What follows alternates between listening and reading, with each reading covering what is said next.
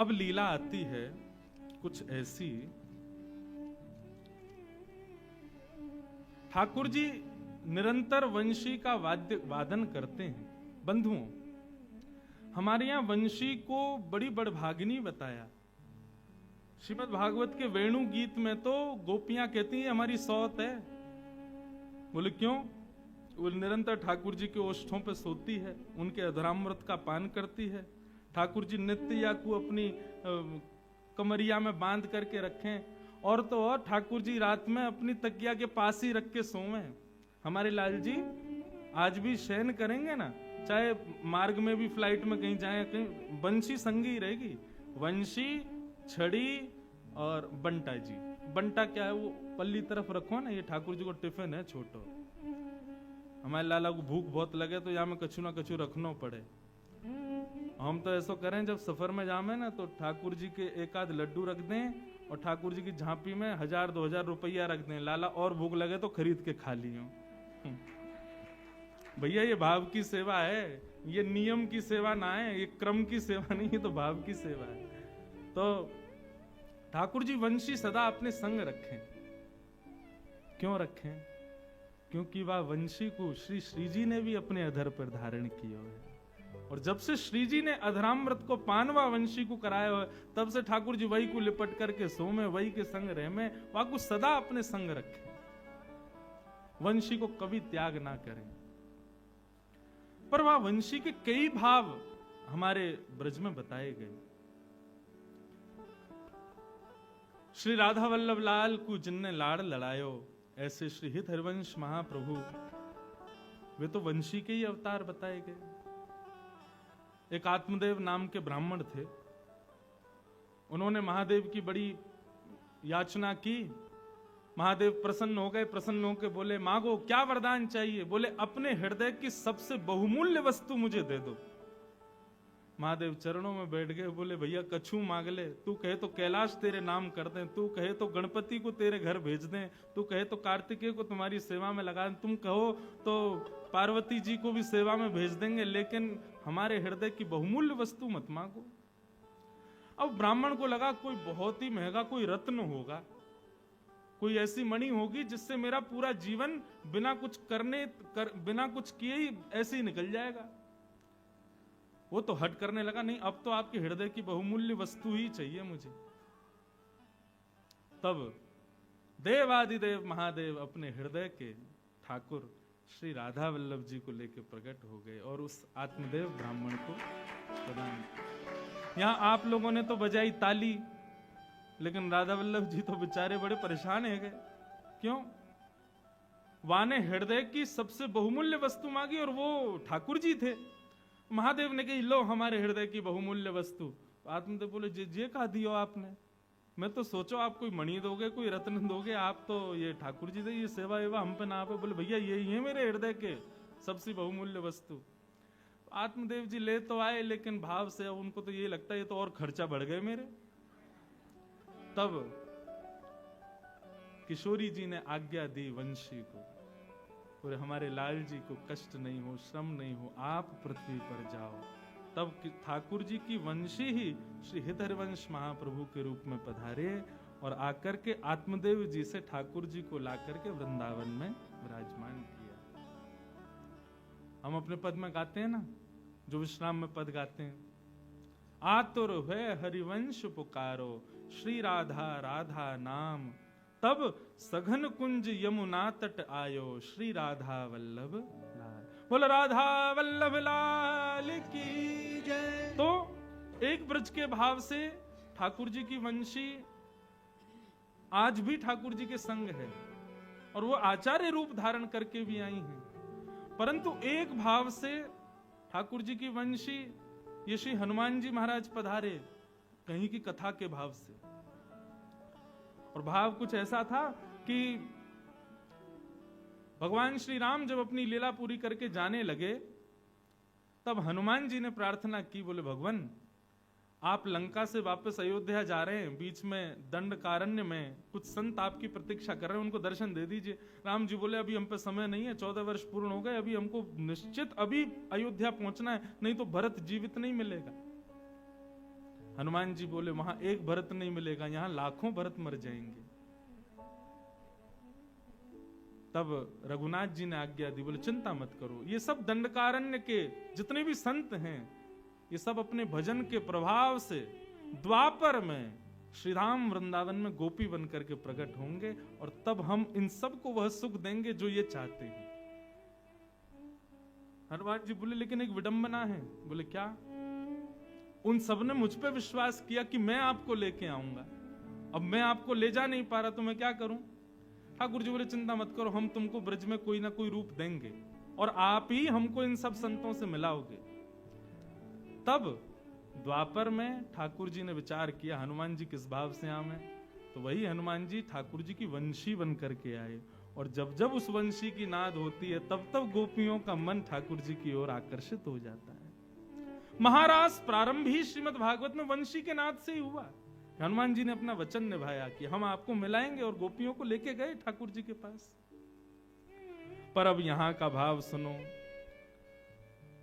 अति सर्वत्र वर्जयेत। कई बार कई वस्तु हमको सुख देती हैं लेकिन कई बार उससे हमको कष्ट भी हो जाता है। आज सब गोपियां इस बंसी से परेशान हो गई हैं और इतना सुंदर भाव। ठाकुर जी वंशी जब बजाते हैं, वंशी के भाव से ठाकुर जी किशोरी जी का स्मरण करते हैं।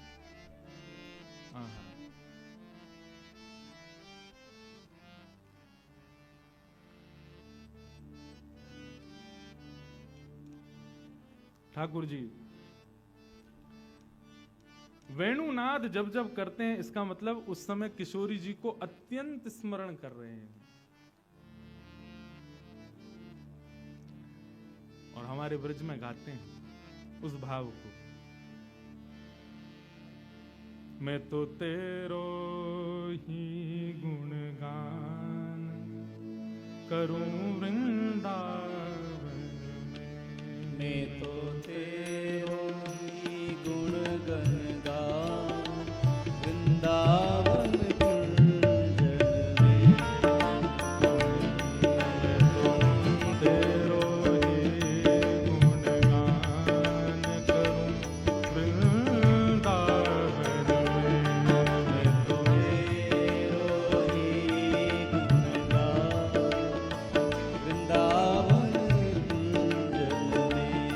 मैं तो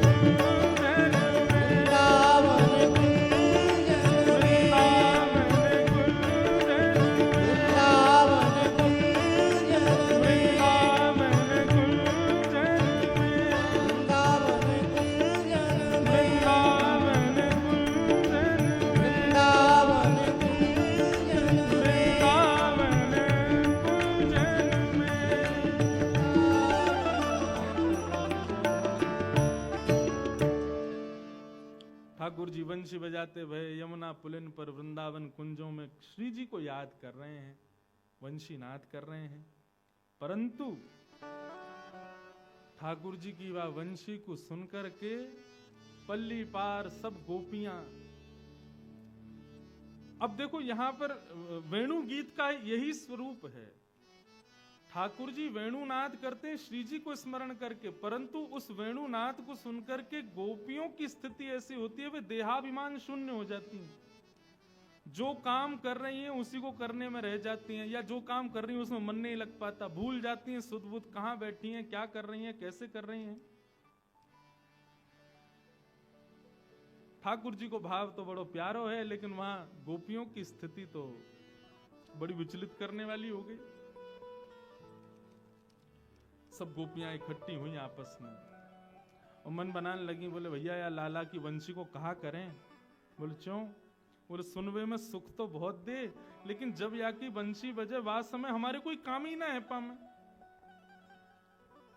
गोपियां, भागवत का एक श्लोक भी है, वहां ठाकुर जी से निवेदन करती हैं, लाला एक काम करो। बोले कहा, तुम वंशी तब मत बजाया करो जब हमारे घर में भोजन बने करे। ठाकुर जी बोले क्यों? बोले आपकी वंशी को नाद सुन के हम चैतन्य तो पिघली जामे, लेकिन हमारे जड़ जो लकड़ी जल रही है वहां में भी पानी प्रकट है जाए, वो जल ही नहीं पावे, भोजन बने ही नहीं पावे। ठाकुर जी बोले अब या को कहा निधान करें, हमें कैसे पता चले तुम्हारे घर में कब भोजन बनना है। अब पता चली दोपहर में तेरी सास से भूख लगी आई, तू बनाने लगी और वही समय हम वंशी। अब या को मतलब तो ये पूरे दिन की प्रतिबंधी कर दो हम पे कि हम वंशी नहीं बजाएं। आज सब गोपियां मन में विचार करने लगी, बोले देखो सुख अपनी जगह भैया, लोक लाज भी तो देखनी है, परिवार भी तो देखना है, और या कन्हैया के चक्कर में तो हमारा सब बर्बाद है जाएगा। एक गोपी बोली कल मैं तो खिचड़ी बना रही, वही समय यानी वंशी की ऐसी तान छेड़ी कि नमक की जगह शक्कर डाल दी वो खिचड़ी में। सब गोपियां अपनी अपनी स्थिति कहने लगी, मन में विचार करने लगी कहा करें कहा करें। तो सब गोपी ने मन बनाया, बोले एक काम करो, लाला की वंशी चुराए लो। लाला की वंशी चुरा लेंगे तो बजा ही नहीं पावेगो, बजा नहीं पावेगो तो फिर हमारे काम धंधे हुए जाए करेंगे। और तो सुनो वहां में एक फायदा और रहेगा, जब सुनवे को मन करे ना तब दे दे करेंगे ले लाला, और फिर आगे बाद जब हमें काम करने होंगे फिर कोई गोपी भेज के फिर चुरा लेंगे। गोपियां सब ये चर्चा कर रही थी, तभी वहां से ठाकुर जी का एक सखा गुजर रहा था जिसका नाम है मधुमंगल। तो मधुमंगल तो ठाकुर जी की सीआईडी फोर्स है, वहां को काम ही यही है कि कहां क्या योजना बन रही है वो योजनाएं सुनना और जाके ठाकुर जी को बताना। अच्छा, मधुमंगल जो ठाकुर जी से बहुत बड़ा है उम्र में, लेकिन ठाकुर जी के संग ऐसे रहता जैसे संग कोई बालक है का। तो मधुमंगल एक वृक्ष के पीछे खड़े होकर सुनना था, सब गोपियां कह रही हैं कि लाला की बंसी चुराओ। मधुमंगल बोलो सुन लई मैंने, सबरी बात सुन लई। गोपी बोली अरे ये कहा भयो, याने कहां थे सुन लई? अरे काणे कहां ते आगो तू? बोले अरे हम तो अंतर्यामी के संग रहे, तो हम अंतर्यामी है, जब चाहे जहां चाहे वहां पहुंच जामे, और जा से हमारे लाला को खतरा वास है तो हमको बहुत ज्यादा ध्यान रखना पड़े। तुम सब गोपी कब कहा कैसे कहा कर दो, या हमारे मुंह को बड़ो ध्यान रखना पड़े। और आज मैंने सुन ली है तुम्हारी बात जो तुम कह रही, अरे सखियों अरे गोपियों तुम तो बड़ी निर्दयी हो, बताओ हमारे लाला के बारे में ऐसा सोचो। सब गोपी बोली कहा सुनो तेने? बोले मैंने सब सुन लियो कि तुम लोग कह रहे हैं कि हम लाला की बंशी चुराएंगी। सब गोपी चरण पकड़ने लगी, बोले तो पता चल गई है, अब ठाकुर जी से मत कहियो। बोले कहियो, अब्बा वंशी की जिम्मेवारी मेरी है, तुम चुरा के तो दिखाओ। चुरानो तो दूर, तुम छू नहीं पाओगी वह वंशी को। हमारे लाला इतना प्रेम करे, तुम्हें पता है यशोदा मैया के संग ना सोवे, लेकिन वह वंशी को लिपट के सोवे, वह वंशी के बिना एक क्षण ना रहे। और तुम सब हमारे लाला के वह प्राण स्वरूप वंशी को चुरावे को योजना बना रही हो।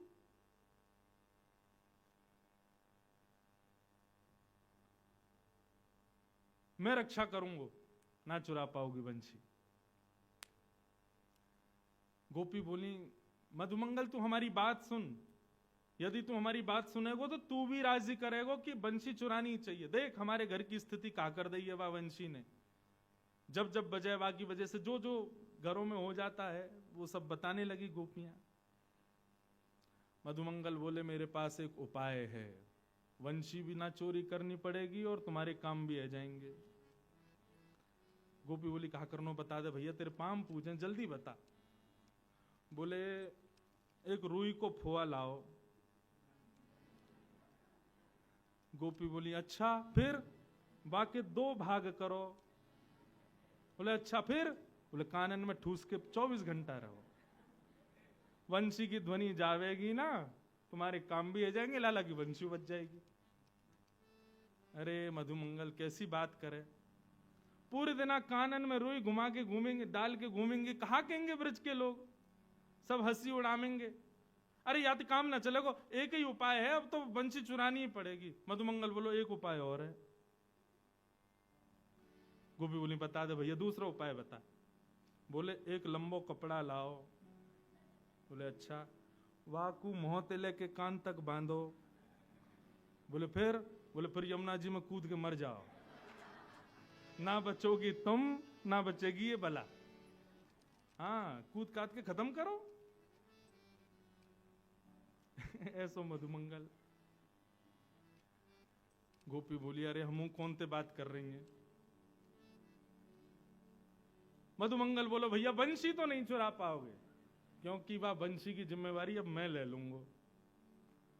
मधुमंगल लौट के गए ठाकुर जी के पास। अरे लाला कहा कर रहे हो? बोले कछु ना भैया बैठा हूं। वो लाला एक गुप्त खबर तो को देनी है। ठाकुर जी बोले कहा भयो? बोले कि ये बरसाने की गोपी ने सबन ने योजना बनाई है तेरी बंशी चुरावे की। बोले अरे कहा बात करे? बोले और नहीं तो सांची बताओ। बोले सांची कह रहा हूं लाला, या बंशी चुरावे को दोल नहीं है सबरी। यो कहे लाला बंशी बजावे, हमारे घर में यो है जाए त्यों है जाए, हमारे घर में तो कछु ना होए। इन गोपीन के घर ही क्यों बिगड़े तेरी बंशी थे। ठाकुर जी बोले अब क्या करें? बोले अब कहा करें लाला, एक ही बात है, बंशी मुंह दे दे। मैं तू तो नेक्सो सो बालक है, तू कहां लड़ेगा इन गोपीन ते? मैंने थोड़ा बड़ा हूं, मुस्टंड हूं, एक लड़ लूंगा इन ते। ला बंशी मुंह दे, या की रक्षा मैं करूंगा। ठाकुर जी बोले देख ले, प्राणन ते प्यारी है, दे तो रहूं। तो बोले तू चिंता मत करे, ला दे मुख। ठाकुर जी ने अपनी बंशी मधुमंगल को दे दी। अब मधुमंगल ने फेंट बांधी, फेंट में बंशी लगाई और गयो पेड़ के नीचे जाकर के बैठ गयो तपस्वी बन के। बोले कहा करेगा? बोले भजन करूंगो। लाला ने बता दे काय नाम को भजन करूं? बोले राम नाम को भजन कर भैया। बोले कहा बोलना? बोले हरे राम बोलियो। मधुमंगल पहुंच गयो, हरे राम पीले राम नीले राम भजन करन लगो ठाकुर जी को। ठाकुर जी को भजन कर रहा है। इतने में ही सब गोपियां वहां से निकल रही थीं। गोपी ने देखी महाराज तपस्वी बैठो है, और सबने देख ली फेंट में बंशी बंधी है ठाकुर जी की। सब गोपी ने घेर लियो मधुमंगल। अरे आज तो भजन कर रहे हो? बोले बिल्कुल परेशान मत करियो मुझको, नाम जप कर रहा हूं मैं, भजन कर रहा हूं। बोले अरे भजन में कब ते बैठे? सवेरे ते बैठे होंगे, थक गए होंगे, न हम आपको कछु खवाए दें पिवाए दें, न आपको भूख लगी होगी। सब गोपी ने अपने अपने माखन के मटका खोल खोल के सामने धर दिए। माखन तो मतलब ठाकुर जी और ठाकुर जी सखा बा के आगे तो फिर कछु नहीं, मुंह में पानी आ गो। सब गोपी बोली आओ हम अपने हाथन से आपको पवाए दें। मधुमंगल तो आनंद देते, वो भूल गो बंशी की रक्षा करनी है, मुंह खोल के बैठ गो, लाओ पवाओ। सब गोपी अपने घर घर के मक्खन ले में वाके मुंह में दें। अब जैसे ही मक्खन मुंह में जाए, नेत्र बंद करके मधुमंगल खूब आनंद में माखन को ले रहा है। इतने में 2-3 गोपी पीछे गई, पीछे ते जाकर के फेंटते बंसी निकारी और पीट पाट के मधुमंगल को भाग गई, ले गई बंसी। अब मधुमंगल रोतो रोतो गयो ठाकुर जी के पास। बोले लाला मेरी बंसी सुरक्षित है? वो लाला अब तो मैं कहा बताऊं, मैं ही सुरक्षित आ गो, यही बहुत बड़ी बात है। अरे मुंह तो लगे ही सबरी गोपी भांग में लाला इन मक्खन में ऐसो खवाया, मैं तो बिल्कुल मूर्छा में आ गो, सबरी बंसी लेके भाग गया। अब तो जैसी पता चली बंसी चोरी है गई, ठाकुर जी तो अब इतने परेशान। कहाँ गई होगी? बोले बरसाने की गोपी ले गई हैं, तो जरूर श्री जी को जाके दे दी होगी। अब तो लाला उन्हीं के पास जा, वही तेरी रक्षा करेंगी, वही तो पे कृपा करेंगी। हमारे ठाकुर जी बरसाने पहुंचे। अच्छा, ये सब योजना गोपियों ने श्री जी के नेतृत्व में ही की थी। पहले श्री जी को जाके बताई थी, बोले भैया जादनाते ही वंशी ठाकुर जी की भजन लगी है। बोले लगे तो बहुत अच्छा है, लेकिन हमारे घर बार तो सब बिगड़ रहे हैं बैठे। श्री जी आप आज्ञा दो तो हम बा को चोरी कर लाएं। पहले तो श्री जी ने मना किया, लेकिन फिर ललिता विशाखा ने प्रलोभन दियो, बोले बंशी चोरी हो जाएगी तो वह बंशी को लेवे श्याम सुंदर आमेंगे। तो श्री जी को लगे अच्छा श्याम सुंदर यहाँ आमेंगे? बोले हाँ। अब तो दोनों ही एक दूसरे को देखवे के चकोर हैं। श्री जी ने भी आज्ञा दी, कर लाओ चोरी। और महाराज सब गोपी चोरी करके वह वंशी को ले गए और ले जा करके रत्न जटित सिंहासन पर बैठी श्री जी उनको प्रदान कर दे। नेक देर में ही ठाकुर जी पधारे। मोह उतरो भयो है आंखन में मोटे मोटे बिंदु। श्री जी के चरणन में जाकर के निवेदन कर रहे हैं, हे श्यामाजू मेरी मुरलिया दे दो। अब इसी को इसका एक और विस्तार स्वरूप है इस लीला का, उसको राधा न्याय कहते हैं। श्री किशोरी जी से ठाकुर जी और गोपियां दोनों कटघरे में खड़े हो जाते हैं। किशोरी जी मुख्य बीच में बैठ करके न्याय करती हैं कि कौन सही है कौन गलत। ठाकुर जी ने जाके कही कि मेरी वंशी मुंह को दे दो।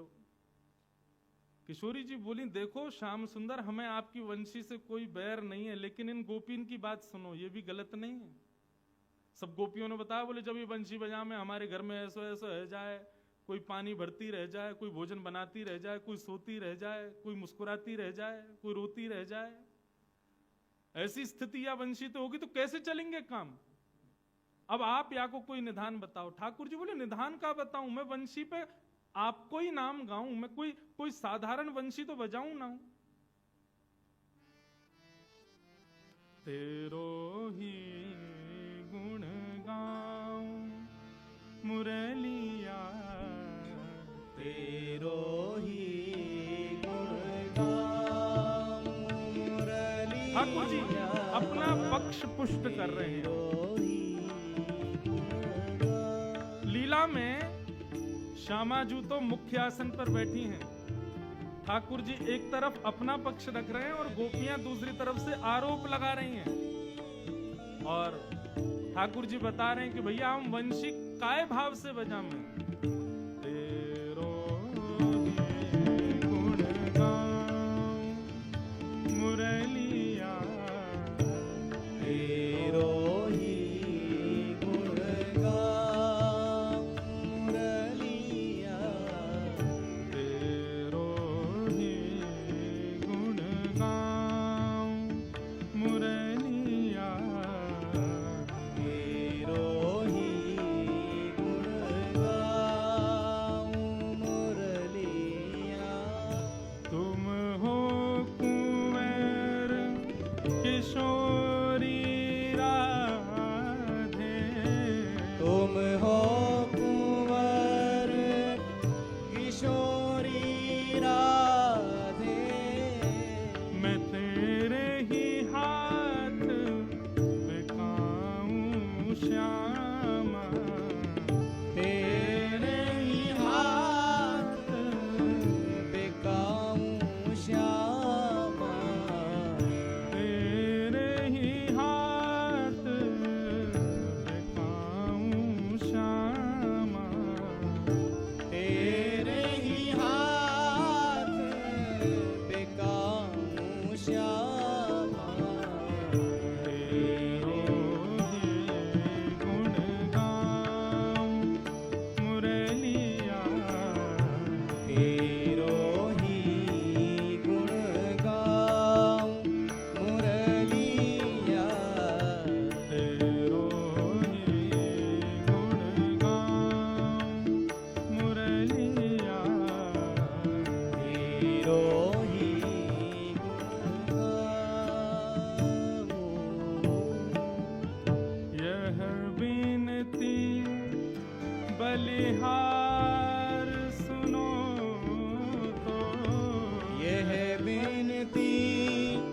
बलहार सुनो तो यह बिनती बलिहार सुनो तो यह बिनती बलहार सुनो तो मैं तेरो ही दास कहाऊं श्यामा मैं तेरो ही दास कहाऊं श्यामा तेरो ही गुण गाऊं श्यामा तेरो ही गुण गाऊं श्यामा तेरो ही गुण गाऊं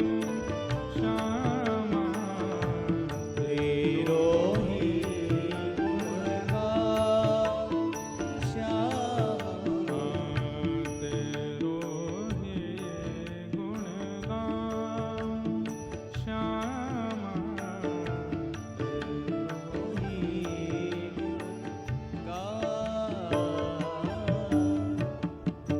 ठाकुर जी बिल्कुल भाव में आ गए, रोवे ही बारे ने का देर में हाथ जोड़ के कह रहे हैं, हे श्यामा जी मैंने वंशी कोई के घर बिगाड़वे को थोड़ी बजाई है। मुझे कहा पतो ये गोपी कब कहा कौन सी लीला कर रही है। मैं तो आपको जब स्मरण करूं, आपको याद करूं, तब वह वंशी को वादन करूं। वास्तव में इस लीला के पीछे एक भाव यह भी है कि भाई श्याम सुंदर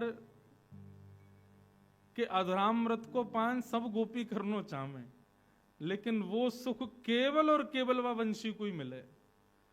तो इन सब गोपीन के 36 के आंकड़े भी हैं वह वंशी थे। ये वंशी भी एक सहचरी है, सखी है, या हमारे ये सब दूर करना चाह रही हैं ठाकुर जी से।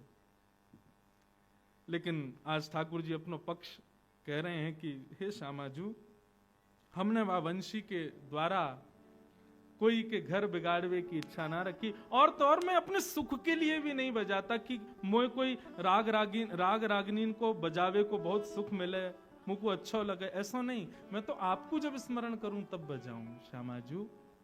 मैं तो आपको दास हूं, मैं तो आपको सेवक हूं। नागपुर वाले ने बड़ी हंसी आ रही है, लाला सेवक कह रहे हैं अपने आप हैं हमारी श्री जी के आगे। बंसी लेनी है तो कछु तो करेंगे। वैसे तो हमारे ठाकुर जी सदा ही दास हैं, लेकिन प्रार्थना कर रहे हैं श्यामाजू मेरी बात सुनो, मैं कहां गलत हूं।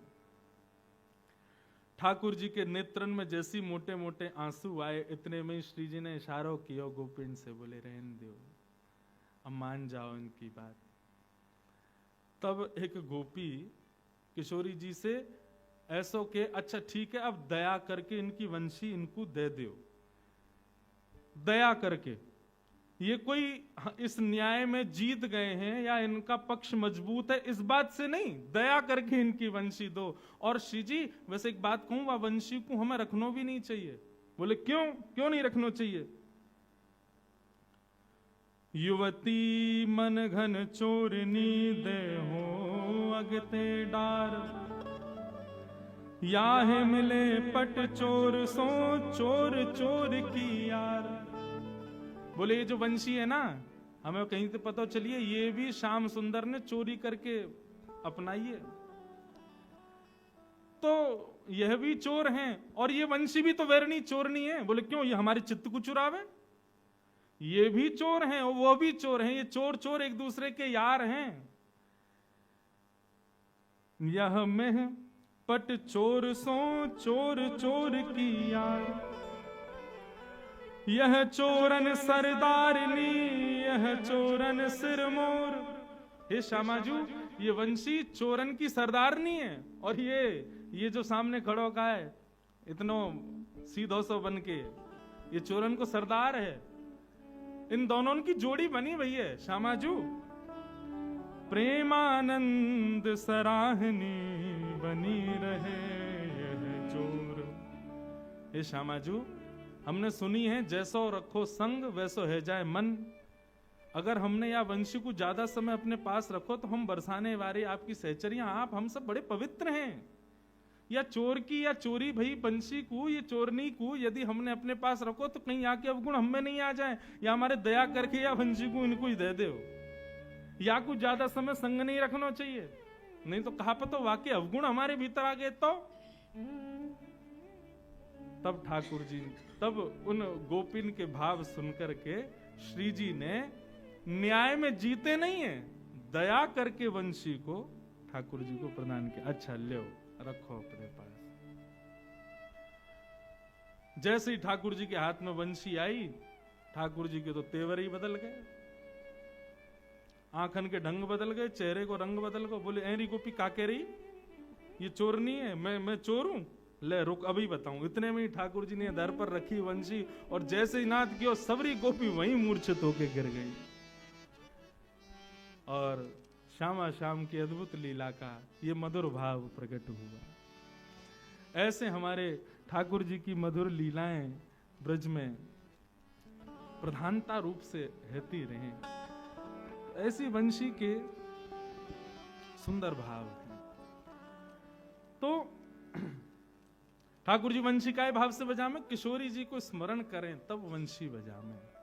हमारे बिहारी जी तो साल भर में एक ही बार वंशी धारण करें हाथ में। क्यों? क्योंकि वहां पे बिहारी जी की सेवा किशोरी जी को याद करने की नहीं है, जितने दर्शनार्थी आ रहे हैं उन पर कृपा करके उनको दर्शन देने की है। इसलिए साल भर वंशी को अलग ही रखा जाता है। कहीं पूरे साल वंशी बजाई तो लाखों लोग वृंदावन आते हैं, तो बेचारे कहाँ जाएंगे, क्योंकि बिहारी जी तो फिर अपने भाव में आ जाएंगे। या हमारे साल में एक ही बार वंशी हमारे ठाकुर जी धारण करें। और हमारे लाल जी भी जब आरती होवे तभी वंशी को धारण करें। वंशी धारण करते ही मतलब अब स्मृति, अब श्री जी स्मरण में कृष्ण है, अब इनकी आरती उतारो, तब उनको भाव लियो। ऐसे भाव हमारे ब्रज के हैं।